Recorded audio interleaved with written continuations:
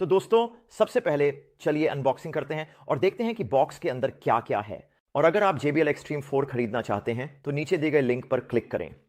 आप जो भी खरीदते हैं उससे वाकई चैनल को सपोर्ट मिलता है। और यह भी सुनिश्चित करें कि आप लाइक करें, सब्सक्राइब करें और नोटिफिकेशन बटन दबाएं।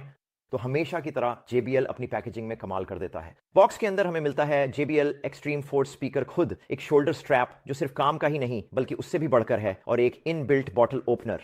अब दोस्तों, मुझे नहीं पता कि आप लोग मिस्टर यूहू जैसे हैं या नहीं, लेकिन मुझे कभी कभी बियर पीना पसंद है, तो स्ट्रैप के साथ बॉटल ओपनर होना बिल्कुल परफेक्ट है।